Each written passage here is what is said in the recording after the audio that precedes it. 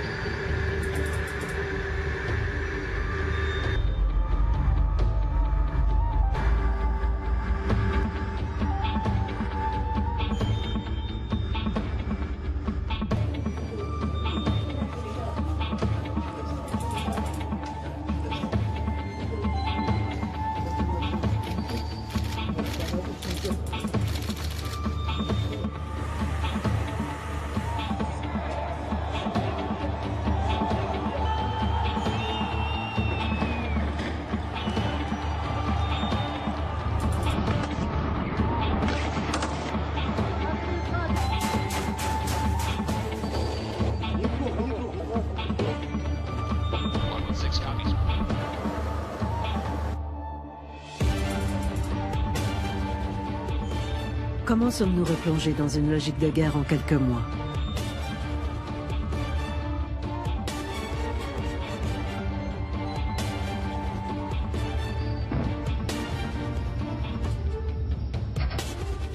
La Russie est le principal exportateur de gaz au monde.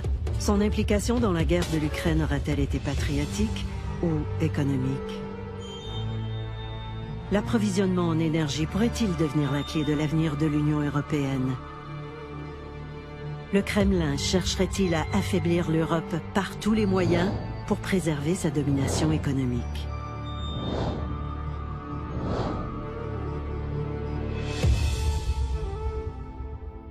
Мы говорим о надежности. Даже в самые тяжелые годы холодной войны никогда не срывал поставок в Европу. Le monopole de l'ère soviétique englobe tous les anciens satellites de l'URSS. De nos jours, les oligarques russes ont déséquilibré l'économie de la Russie au point que le pétrole et le gaz représentent plus de 50% de l'ensemble du produit intérieur brut. 35% de toute la richesse en Russie est entre les mains d'une centaine d'individus. Par comparaison, aux États-Unis, 3 millions de personnes se répartissent la même part de richesse. Jusqu'en 2011, 2/3 des exportations de gaz russe transitaient par l'Ukraine.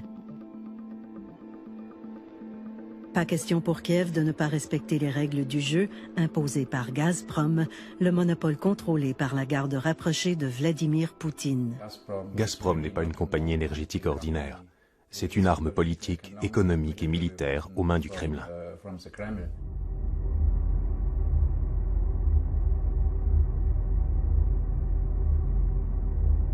Известный негативный пример – это кризис 2009 года с Украиной, незаконные требования к Российской Федерации запредельно снижать цены для внутреннего потребления Украины привели, по сути, к отказу транзитировать наш газ в Европу. Les vieux gazoducs soviétiques alimentent toujours en grande partie les pays les plus industrialisés d'Europe. Tôt ou tard, ils devaient être remplacés. Les années de tension avec Kiev laissent le Kremlin songeur. L'aspiration des jeunes Ukrainiens à faire partie de l'Union européenne vient ajouter du gaz sur le feu. Viktor Yanukovych, candidat favori de Moscou, avait été élu président en 2010 en promettant l'Europe aux électeurs. 3 ans plus tard, son gouvernement a atteint des sommets inégalés de corruption. L'économie piétine, tandis que des milliards en fonds publics sont blanchis ou détournés à l'étranger. L'Ukraine a une forte dette envers la Russie pour le gaz, mais Yanukovych prétend que les fonds sont épuisés.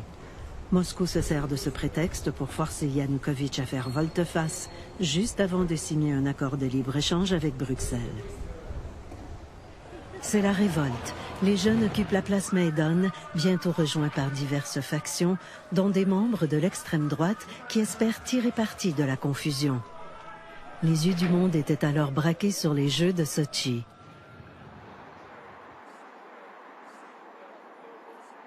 Personne ne sait encore qui a tiré le premier. Mais le 20 février 2014, des centaines de gens sont tués par balle.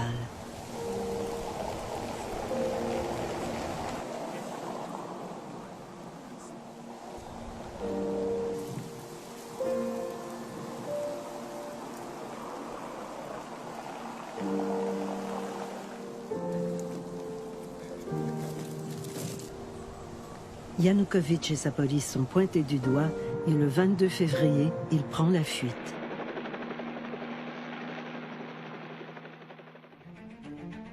Inquiet de la tournure des événements, Moscou ne songe qu'à protéger son monopole du gaz en Europe. La première étape est le contrôle de la mer Noire. La base navale russe de Sébastopol, établie en Ukraine, en est la clé.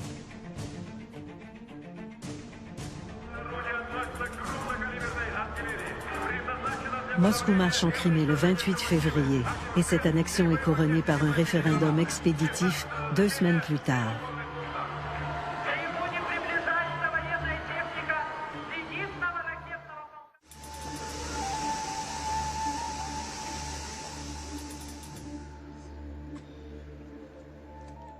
Avant de devenir un des écrivains les plus édités en France, Vladimir Fedorovski a fait partie de la diplomatie russe de Léonid Brejnev à Mikhail Gorbatchev. Poutine, pour moi, ce n'est pas un stratège, c'est un tacticien et c'est quelqu'un qui répond coup pour coup.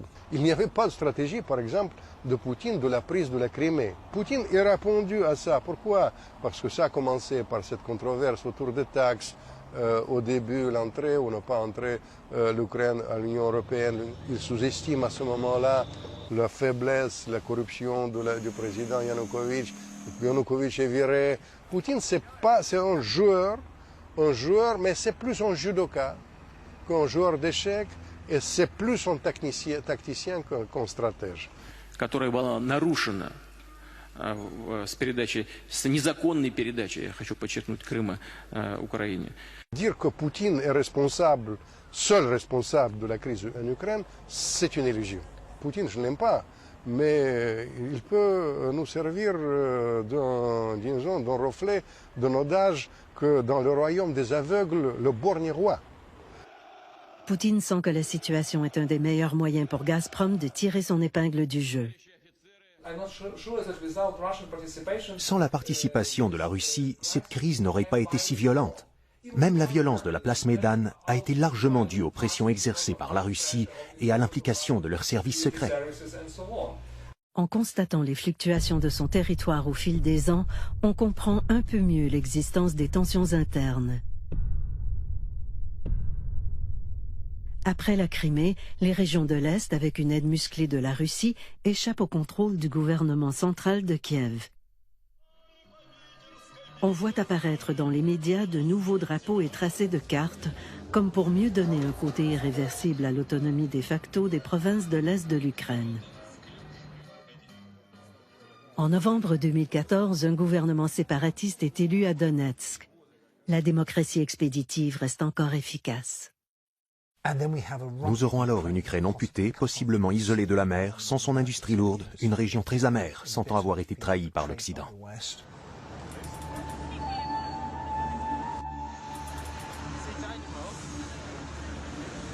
Edward Lucas, un des éditeurs en chef du magazine The Economist, est spécialiste des questions de l'Est et de la Russie. Il a longtemps été en poste à Moscou, jusqu'à ce que le Kremlin le déclare indésirable. La Russie est un important fournisseur de gaz, mais elle n'est pas le seul. Nous pouvons constituer nos propres réserves pendant l'été. Nous pouvons acheter plus de gaz à la Norvège. Nous pouvons faire plein de choses si nous le voulons vraiment. Toutes ces solutions ont un prix, parfois très élevé, et nous ne sommes pas prêts à payer. Nous préférons voir M. Poutine gagner plutôt que d'avoir froid et de s'appauvrir. Le gaz fait partie intégrante de la politique étrangère des Russes. Et ils ne font pas un secret du fait qu'ils utilisent la dépendance au gaz comme moyen pour que les pays restent gentiment amicaux ou craintifs.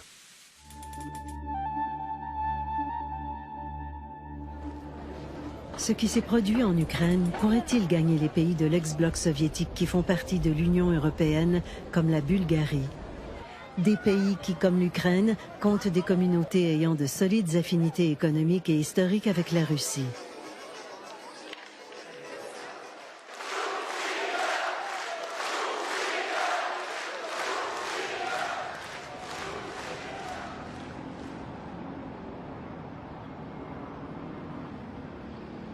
Vassil Filippov a toujours été étroitement associé au service secret.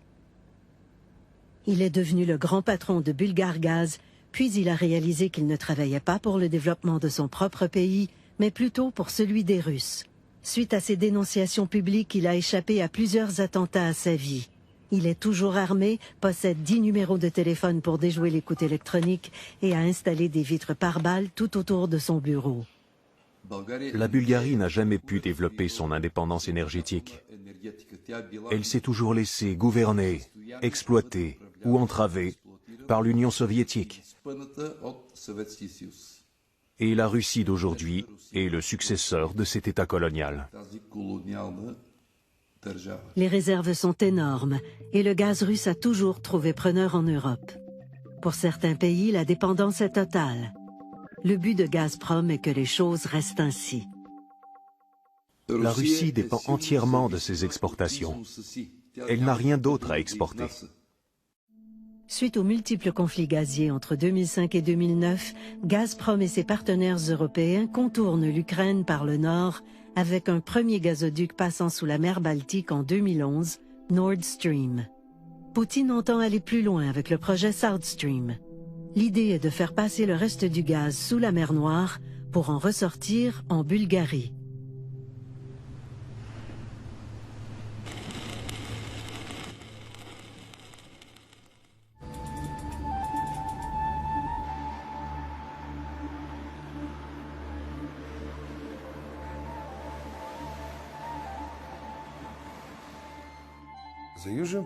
South Stream n'est absolument pas rentable.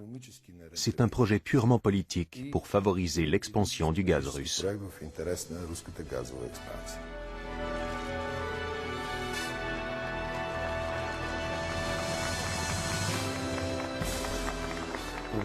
Le problème n'est pas seulement une question de politique ou de corruption. Il est lié à la volonté de Gazprom de contourner les règles du troisième paquet législatif de l'Union européenne. Le troisième paquet est un ensemble de règles adoptées par le Parlement de Bruxelles pour contrer toute prise de contrôle du marché intérieur par un monopole. Il est dans l'intérêt de tous les pays de l'Union de pouvoir diversifier les sources d'approvisionnement en gaz. Tout gazoduc desservant l'Europe devrait pouvoir être utilisé par divers fournisseurs. Mais si un propriétaire de gazoduc était également fournisseur, il pourrait imposer son monopole. Gazprom n'aurait ainsi pas le droit d'être à la fois producteur de gaz et gestionnaire du réseau de distribution South Stream, pas plus que d'entreprendre un si gros chantier sans appel d'offres, comme ce fut le cas. Gazprom détient 50% des parts de South Stream avec l'Italie, la France et l'Allemagne. Des ententes de droit de passage ont été signées avec 6 pays de l'Union, soit la Bulgarie, l'Autriche, la Hongrie, la Croatie, la Slovénie et la Grèce. Ces derniers sont invités par Bruxelles à renégocier avec la Russie. Mais selon Poutine, les règles internes de l'Union ne s'appliquent pas. La bataille est engagée sur tous les fronts. La Bulgarie se trouve entre le diable et le fond de la mer Bleue. D'un côté, elle a des obligations envers l'Union européenne, et de l'autre, elle doit défendre les intérêts de la Russie. L'influence sur les finances et la politique bulgare de cette dernière est manifeste.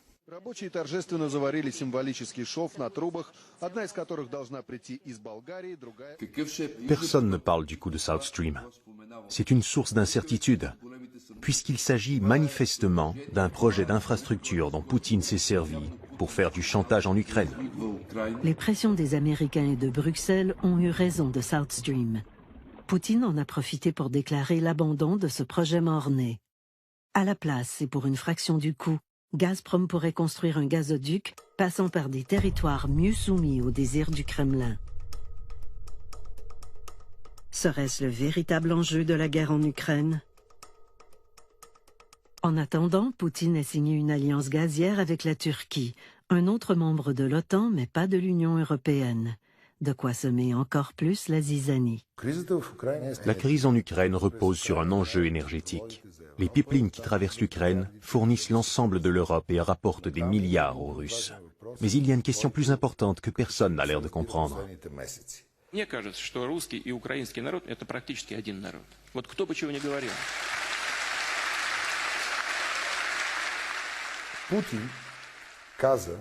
Poutine dit « Les frontières et les lois internationales ont moins d'importance que le fait que nos compatriotes vivent là-bas.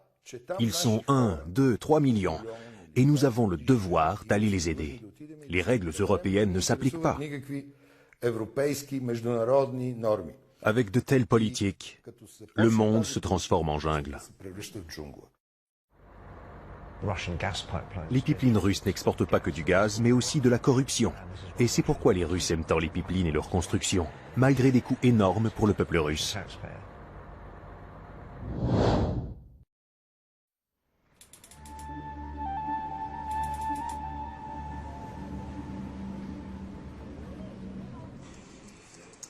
Co-fondateur du site Bivol qui enquête sur la corruption et les liens entre politique et crime organisé, Hassan Yordanov a été choisi par Reporters sans frontières pour sa liste des 100 héros de l'information en 2014. S'il est beaucoup question de corruption en Bulgarie, les vrais responsables sont les entités économiques sous le contrôle de structures politiques liées à la sécurité d'État et aux services secrets comme le KGB, auquel appartenait notamment M. Poutine.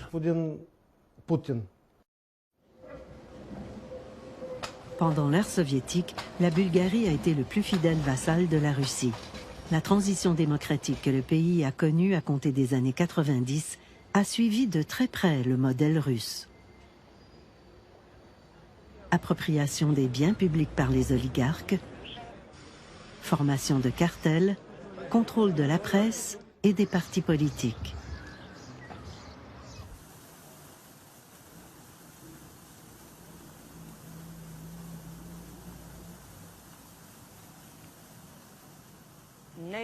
Ce n'est pas surprenant qu'il y ait des milliardaires en Bulgarie. Pendant les années de transition de la Bulgarie, d'une manière ou d'une autre, l'argent est tombé dans les poches de l'ancienne nomenclature, les dirigeants et leurs cercles. Entre 18 et 25 milliards d'euros. Pour un pays pauvre comme le nôtre, c'est une somme colossale. Les élections américaines sont parmi les plus coûteuses au monde, sans doute les plus coûteuses. Eh bien, lors des campagnes électorales, la Bulgarie dépense plus par habitant que ce qui se fait aux États-Unis.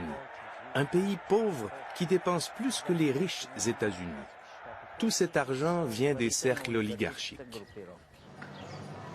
Le plus pauvre pays de l'Union européenne est pourtant un des pays avec le plus de voitures de luxe per capita, une luxueuse Riviera et des habitudes de vie dignes des grandes économies. Tandis qu'une majorité de Bulgares vivent pratiquement au seuil de la pauvreté. Les retraités, les chômeurs et les minorités ethniques ne touchent que 100 € par mois.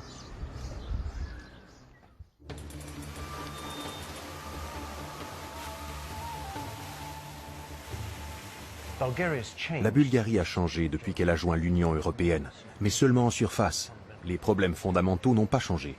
Je parle ici de la superposition entre affaires et politique, entre criminalité et politique, mais d'abord et avant tout de l'influence russe. Il est clair que la Russie est prête à exercer toutes sortes de pressions sur les pays qui lui désobéissent.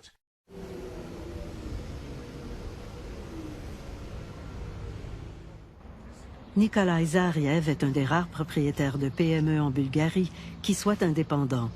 Non seulement il doit encore beaucoup aux banques officielles, mais il a dû emprunter parallèlement pour assurer la protection de son entreprise. Le financement des affaires chez nous est très différent de celui en Europe. Le système bancaire chez nous est dans un état critique. Les prêts qu'on nous propose ont un taux d'intérêt entre 12, 15 et 18%, tandis qu'en Europe, ils sont de 1 à 2%. Après la chute du mur de Berlin, nous sommes partis de zéro. Et ceux qui n'avaient pas accès à l'argent sale ou au blanchiment d'argent ou à l'appui financier de certains partis politiques se sont retrouvés dans une situation très dure. Nous nous heurtons tout le temps à l'administration et au diktat des monopoles qui entravent les affaires. Et suite à ça, nous nous retrouvons dans une situation très difficile. C'est ainsi dans tous les domaines, l'agriculture, les PME, l'industrie alimentaire. Et c'est comme ça aussi dans le grand business. C'est ça la Bulgarie. Depuis plus de 10 ans, Hristo Hristov mène des enquêtes comme journaliste spécialisé dans les liens entre le KGB, la Securitate et les pouvoirs actuels en Bulgarie. Son logement a été saccagé, sa voiture vandalisée et à maintes reprises, lui et sa famille ont été menacés directement. Les services spéciaux actuels se croient au-dessus de la loi. Ils travaillent en grande partie comme ils le faisaient il y a 25 ans et plus. En se plaçant au-dessus de la loi, ils ne servent plus l'intérêt commun. Et ils sont dirigés par des gens encadrés par Moscou. Le contrôle du gaz, c'est le contrôle du pouvoir. Or, dans le modèle russe, la majorité des détenteurs du pouvoir sont les héritiers de ceux qui, avant, tiraient les ficelles dans l'ombre. Voici le serment d'allégeance au KGB d'un homme qui est devenu conseiller du Premier ministre. Poutine excelle dans l'art de repérer les gens vulnérables. Certains ont des sentiments anti-américains, d'autres sont plus réceptifs à la flatterie. Et parfois, il y a un intérêt commercial.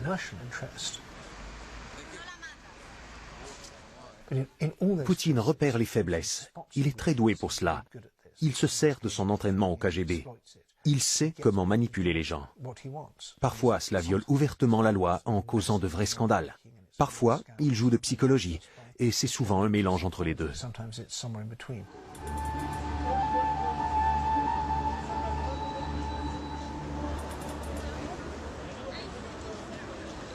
Depuis plus de 25 ans, Jürgen Roth enquête sur les mafias de l'Est et de la Russie. Il a publié plus de 30 livres sur le sujet. Son domicile a été l'un des premiers à pouvoir être masqué sur Internet, car il a été l'objet de plusieurs menaces et intimidations, dont cette incitation publique à la violence d'un ex-ministre de l'Intérieur en Bulgarie.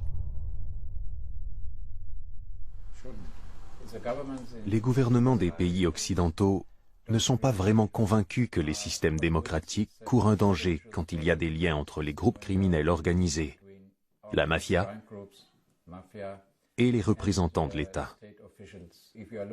Au Monténégro, en Bulgarie, au Kosovo, dans tous ces cas, on constate des liens étroits entre le crime organisé, la corruption et l'élite politique. Pour le Kremlin, que peut valoir l'intérêt du peuple face à l'intérêt supérieur de la nation pour le gaz?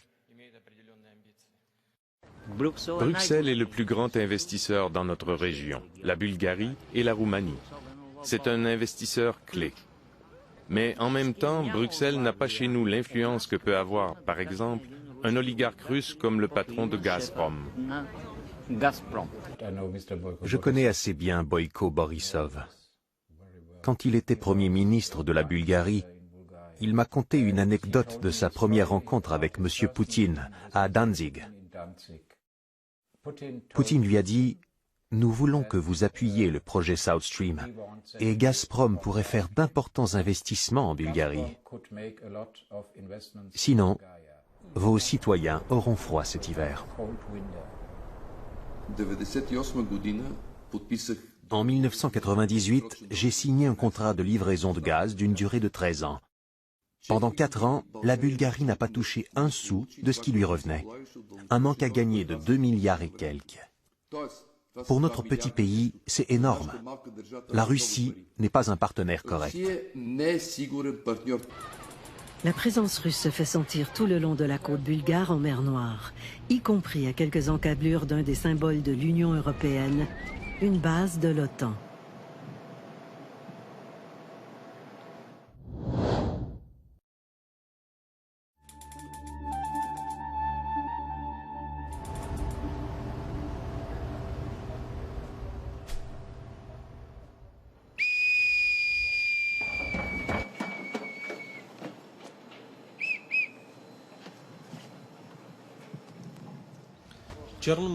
Depuis toujours, la mer Noire est un carrefour vital du point de vue militaire et pour intercepter la contrebande. Il n'y a pas de pays moins important que d'autres dans l'OTAN. Chaque pays a son poids dans les décisions à prendre. Évidemment, les plus grands pays ont plus de poids, mais la Bulgarie a toujours joué son rôle et il continuera à augmenter.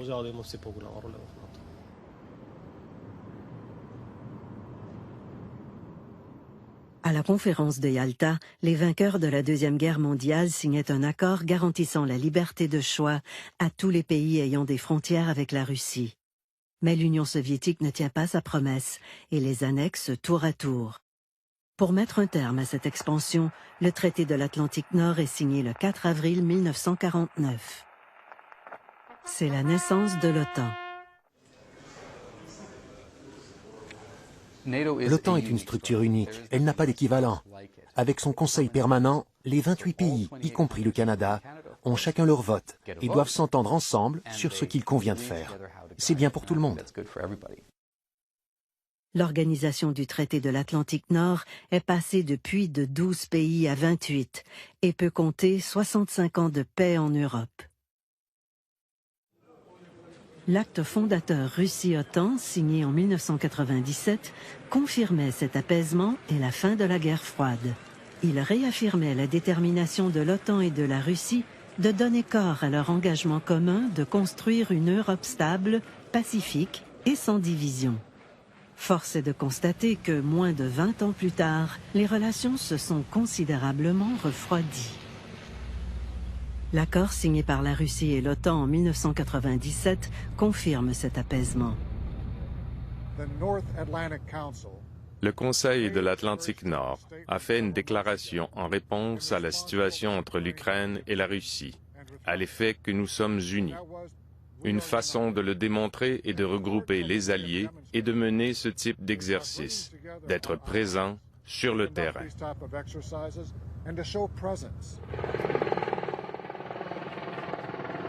La force de l'Alliance atlantique est à même d'ébranler le monopole du gaz. Mais Moscou n'interviendra pas militairement dans un pays membre de l'OTAN en raison de conséquences catastrophiques. Actuellement, la seule chose qui se passe, c'est qu'il y a une guerre dans un bout d'Ukraine où les gens sont russes. Et de ce fait-là, je ne peux pas tirer l'idée que la Russie est en train d'agresser le monde occidental. Voir un Canada va en guerre, comme voir une Suède va en guerre, ça m'a fait du mal.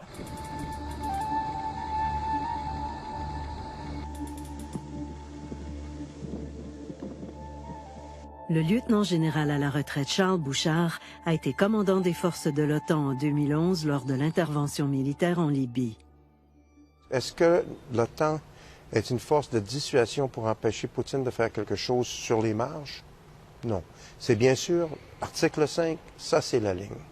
Mais Poutine le sait. Poutine sait qu'il ne peut pas croiser cette ligne-là. L'article 5 dit si un pays, un des membres de l'OTAN se fait envahir, tous les autres doivent voler à sa rescousse et défendre au meilleur de leur capacité et de leur volonté.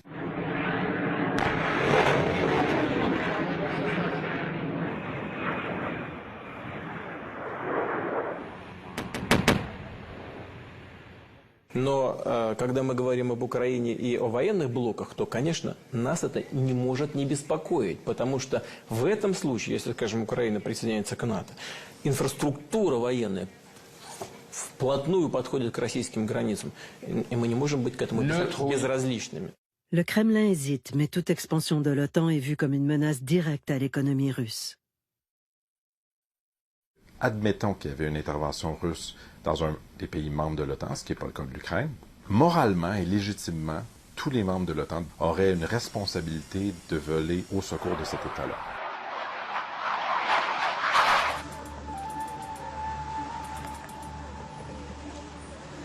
Lorsqu'on regarde l'importance de l'OTAN pour la Russie, c'est essentiellement parce que l'OTAN, maintenant, partage les frontières avec la Russie, ce qu'elle n'avait pas à la fin des années 90.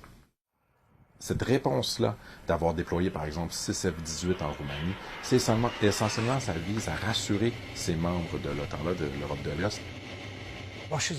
La Russie a toujours été portée sur ce genre de bravade. Elle sait que nous ne voulons pas de confrontation. La confrontation la fait paraître forte.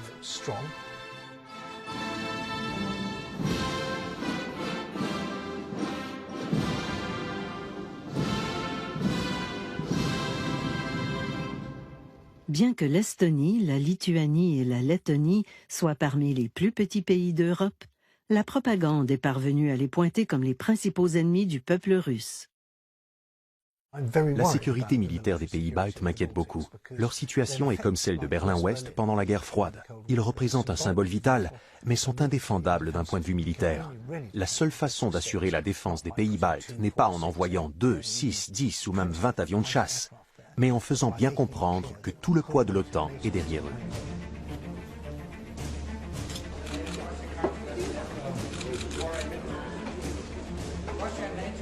Nous savons tous que les États baltiques sont vulnérables. Nous avons toujours été bien conscients de la nécessité de les défendre. Ce n'est pas comme si ça sortait de nulle part. Je n'ai pas de doute que si quelque chose survenait en Estonie, une réplique adéquate viendrait de l'OTAN. Pour les Russes, envahir un pays membre de l'OTAN, c'est pas du tout le même type de jeu que d'envahir un pays qui n'est pas membre de l'OTAN. Bien sûr, nos armes sont plus sophistiquées que celles des Russes. Nous avons de meilleurs navires, de meilleurs avions, de meilleurs tout. Mais dans cette guerre, la lutte ne porte pas sur la force militaire. Elle porte sur des moyens non conventionnels. La question fondamentale est, sommes-nous prêts à appliquer sur Poutine le niveau de pression qui lui ferait vraiment changer d'idée? Pour le moment, la réponse est non. Les Allemands veulent acheter le gaz russe, les Britanniques veulent blanchir son argent et les Français veulent lui vendre des navires de guerre. Tous les pays d'Europe ont peur de déplaire à Poutine, et il le sait. Si les armes conventionnelles jouent un rôle mineur actuellement en Europe, les revenus du gaz donnent tout de même aux Russes les moyens de moderniser leur armement. Les liens entre la France et la Russie ne se limitent pas aux livraisons de gaz. Sous Sarkozy, quand la Russie avait encore libre accès au corridor de l'OTAN, d'importants contrats militaires ont été négociés. Le Mistral illustre particulièrement bien la façon dont Poutine négocie avec l'Europe. Il a repéré une faiblesse. En France, Sarkozy cherchait désespérément à sauver les emplois de cet important centre industriel. Les navires de classe Mistral représentent la dernière génération de porte-hélicoptères amphibies. Ils constituent la nouvelle norme pour les forces de réaction de l'OTAN.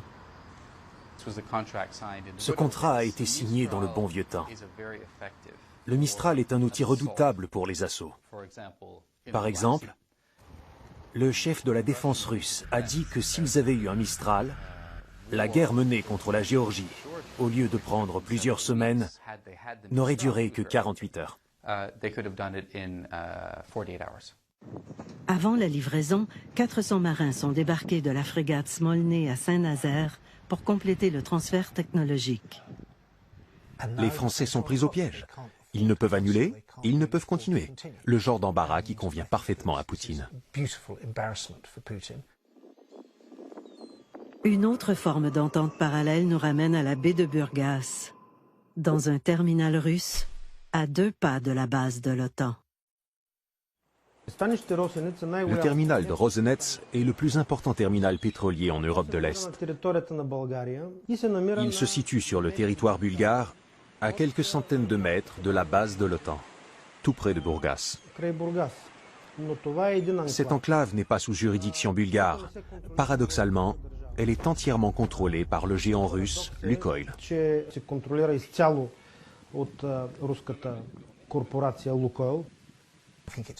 Après avoir si bien fait en Ukraine, il est tentant pour Poutine de chercher à miner la crédibilité de l'OTAN dans les États plus vulnérables. Ce secteur est 100 fois mieux protégé que nos frontières.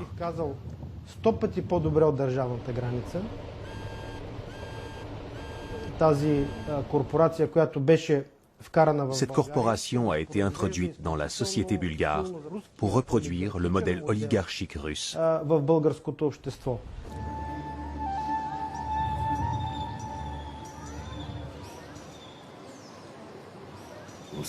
La Russie n'est pas un pays souverain, c'est Poutine et son despotisme. Cela devient de plus en plus dangereux pour nous tous, pour l'ensemble de l'Europe, pour le monde entier, et de plus en plus imprévisible, car il n'y a pas de correctif interne. Je pense que c'est un problème que Poutine n'ait pas de gens pour lui dire qu'il se trompe. Au début, il avait plusieurs conseillers qui lui donnaient un avis d'un côté, puis un différent de l'autre. Il décidait pour lui-même. Il semble maintenant entièrement dépendant sur les sources des services de renseignement, souvent fausses ou paranoïaques. et le plus souvent donné par des gens qui essaient de dire ce que le patron veut entendre. Il ne nous reste qu'à attendre des correctifs venant de l'extérieur. À ce chapitre, je suis en faveur d'une position plus ferme de la part de l'Union européenne et de celle des pays de l'Amérique du Nord, y compris le Canada. Parce que l'attitude agressive de la Russie ne peut être équilibrée et stoppée que par une prise de position catégorique du point de vue de la civilisation occidentale.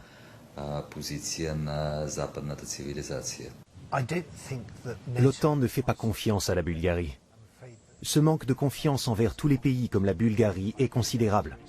Tout ce qui passe par la Bulgarie tombe dans l'oreille des Russes. Au cours des dernières années, la Bulgarie a servi de cheval de Troie pour le compte des Russes dans les pays européens. Et j'ai bien peur que cette situation ne se poursuive. Puisque la Bulgarie collabore si bien avec Poutine, une crise comme en Ukraine n'aura pas lieu ici. Pas plus que dans les autres pays concernés par la nouvelle distribution du gaz.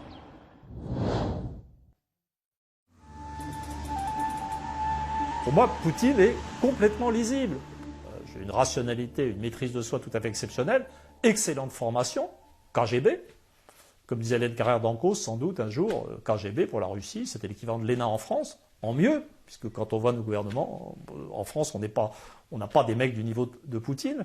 Moi, à mon sens, les Occidentaux devraient plutôt prendre exemple sur certaines choses de Russie actuellement. Il y a beaucoup de gens à l'Ouest, pas seulement à gauche, mais aussi à l'extrême droite, qui flirtent avec Poutine pour diverses raisons, que ce soit pour avoir du soutien ou parce qu'ils détestent les États-Unis ou l'Union européenne. La Russie joue très efficacement avec ces cartes. Joseph Kobzon, idole des Russes. Soupçonné d'être lié à la mafia russe, les États-Unis lui refusent 2 fois un visa d'entrée. Il se mêle de politique dans tous les pays où il y a de l'influence russe.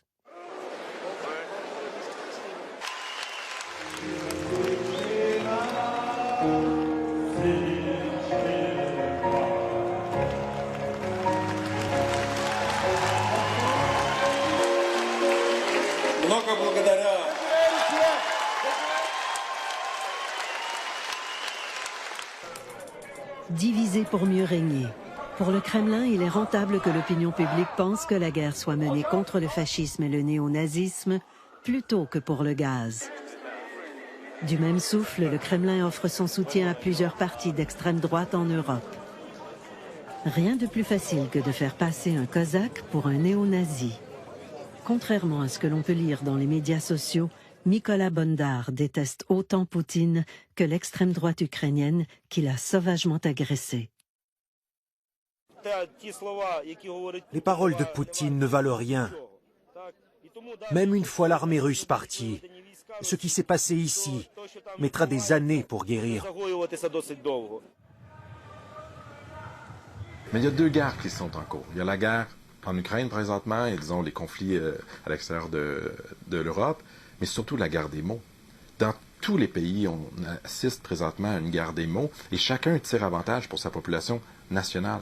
Pour Vladimir Poutine, c'est d'augmenter la fierté de son peuple, d'augmenter son contrôle sur sa population, de donner l'image d'une Russie qui se défend, qui prend des positions fortes face à la communauté internationale, face aux États-Unis, qui n'est pas servile, comme l'image qu'on avait de la Russie à la fin des années 90, qui a réintégré la cour des grandes puissances. Но я знаю, я уверен, мы все преодолеем, все решим, потому что мы вместе. Слава России!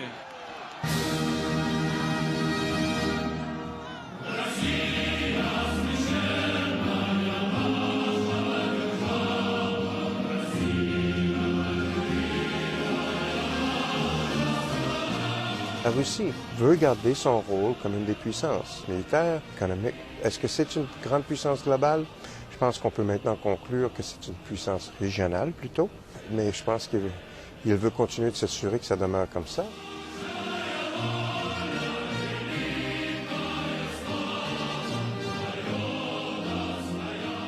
Un des rôles clés de la propagande reste de détourner l'attention des enjeux qui ne concernent pas le peuple, comme le fait que le gros des profits du gaz reste dans les poches des oligarques.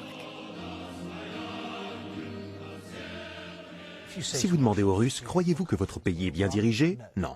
Croyez-vous que la corruption s'aggrave? Oui. Croyez-vous que les services publics s'améliorent? Non. Croyez-vous que les infrastructures sont meilleures? Non. Faites-vous confiance à vos dirigeants? Non. Êtes-vous satisfait de quoi que ce soit dans ce pays? Non. Aimez-vous Poutine? Oui.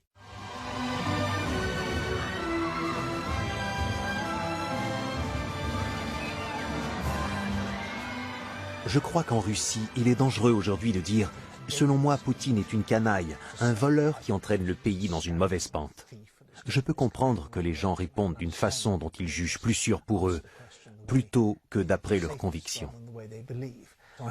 Je suis vraiment désolé pour les Russes. On leur a dérobé les fruits de la chute du communisme en 1991 et de la libération de leur pays. Ils sont passés d'une forme d'autocratie, le totalitarisme soviétique, à une autre, le capitalisme de connivence et la kleptocratie. Ce n'est pas bon pour les Russes. Ils font partie de la civilisation européenne. La culture russe est extrêmement importante. J'estime que cette bataille contre le Kremlin ne sera gagnée que si nous avons les Russes de notre côté. Il faut décider, voulez-vous vivre dans un système démocratique ou non?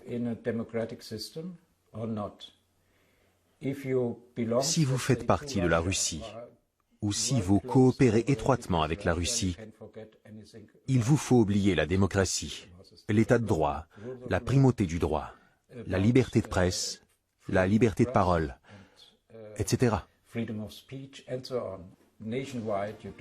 Il n'y a pas de station de télévision indépendante au pays.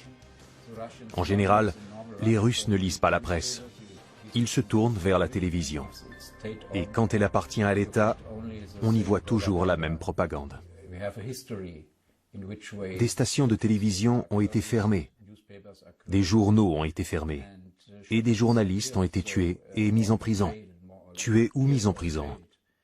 Si vous qualifiez cela de liberté de presse, eh bien, c'est une liberté de presse à la russe.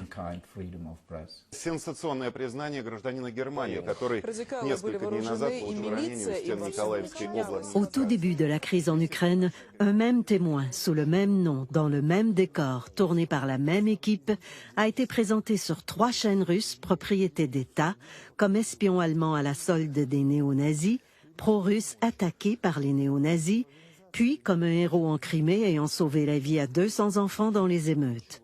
Face à la pression des médias sociaux, une seule des chaînes a fini par déclarer qu'elle avait été victime d'un canular. Mais ce qui est important, quand on est dans une guerre des mots, c'est les symboles, beaucoup plus que les gestes en substance. La plupart des gens se basent sur soit la télé, soit des réseaux sociaux monolithiques, ne cherchent pas à confronter leurs idées reçues, ce qui limite leur information, ce qui simplifie leur raisonnement. Le contrôle de l'image de la Russie sur la scène internationale favorise les intérêts russes dans l'ensemble des marchés, mais surtout en Europe. Il faut relativiser les choses. Poutine il verrouille la presse, mais la censure là-bas n'existe pas. C'est ça la réalité. Les grands médias, la télé, la radio appartiennent évidemment à l'État, sinon contrôlés par disons, l'entourage de Poutine et Poutine lui-même, mais la censure formellement, ça n'existe pas. Lors de la populaire émission annuelle Ligne directe avec Poutine, où le président répond aux questions de son peuple, le scoop de l'émission du 17 avril 2014 devait être cet appel surprise.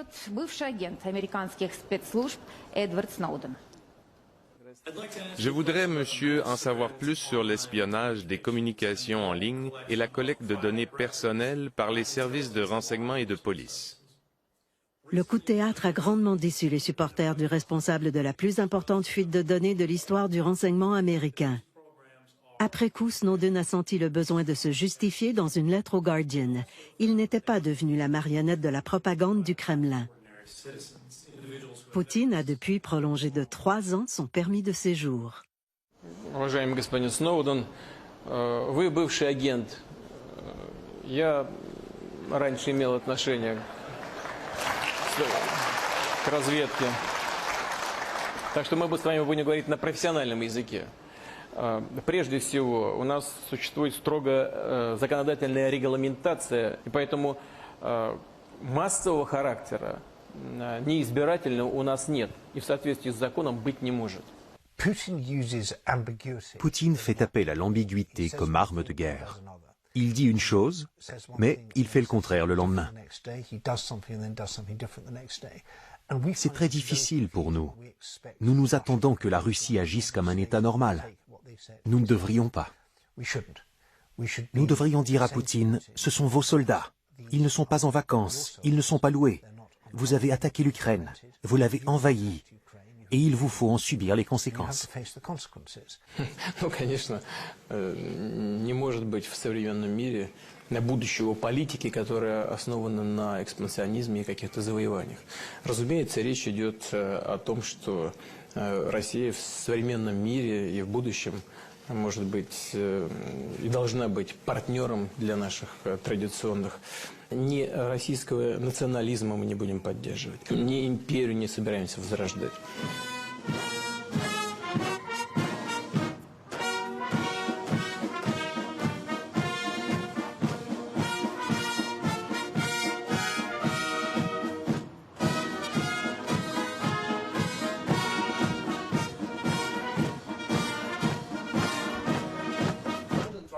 Je ne fais pas confiance à M. Poutine parce qu'il fait tant de déclarations et elles sont toutes contradictoires, toutes mensongères.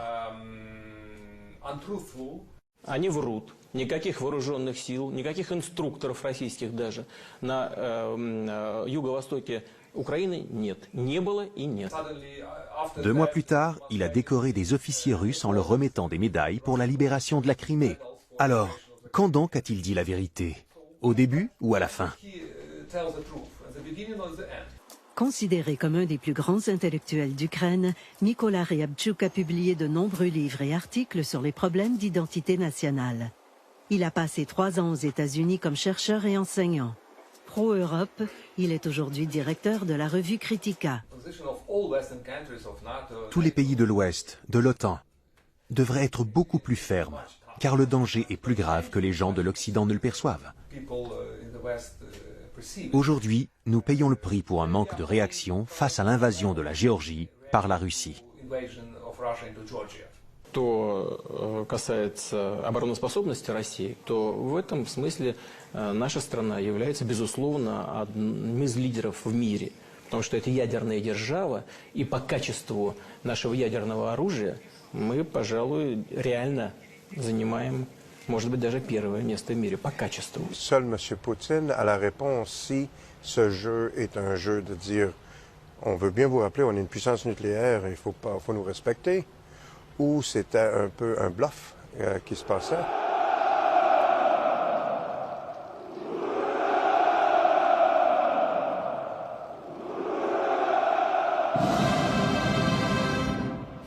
Я хочу напомнить, что Россия является одной из наиболее мощных ядерных держав. Это не слова, это реалии. И более того, мы укрепляем наши силы ядерного сдерживания, мы укрепляем наши вооруженные силы. Они действительно становятся более компактными и более эффективными. Contrairement à ce qu'on pense, il ne veut pas reconstitution de l'URSS. Il veut reconstitution l'influence russe, le mot influence. L'opposition aux priorités de Poutine existe en Russie, comme le démontrent les milliers de manifestants qui ont pris les rues de Moscou contre la guerre en Ukraine.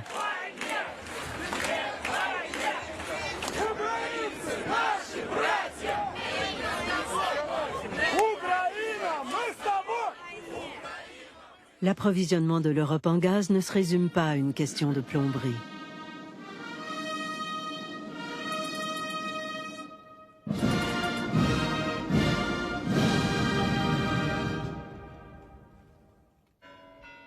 Sous l'éclairage du gaz, on comprend que la Russie ne veut pas faire la guerre à l'Europe, mais utiliser tous les moyens pour protéger un marché vital pour son économie.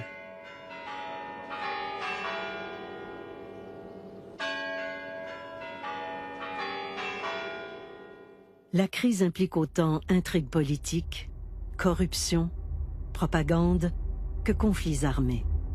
Une question reste sans réponse. Comment revenir au dialogue et s'éloigner de la logique de guerre? Le système russe de Poutine et du Kremlin n'est pas démocratique. C'est la grande différence et tout le monde devrait en être conscient. Je lui demanderai où sont les milliards et les milliards de dollars qui ont été volés à la Russie. Où sont-ils passés? Et qui sont ces complices occidentaux qui l'ont aidé à blanchir cet argent? Les transferts d'argent qui vont de la Russie à la Grande-Bretagne, à l'Allemagne, à la Suisse, il s'agit d'argent volé. S'il n'y a pas de réaction, c'est un autre message qui dit « Allez-y, continuez ». Si les États-Unis et le Canada préservaient leurs secrets technologiques, la Russie est un géant sur pied d'argile, un colosse qui s'effondrerait sous son propre poids. Il faut rester simple et prendre une bonne douche froide, regarder les faits et cesser de hurler dans toutes les directions comme si la planète était au bord du cataclysme. Le pire des cas serait de voir l'effondrement de l'OTAN. L'Amérique est à bout de patience face à l'Europe. L'Europe manque de confiance envers l'Amérique. Et le cauchemar serait que la Russie parvienne à accomplir ce que l'Union soviétique n'a pas réussi, c'est-à-dire neutraliser et dominer le continent européen.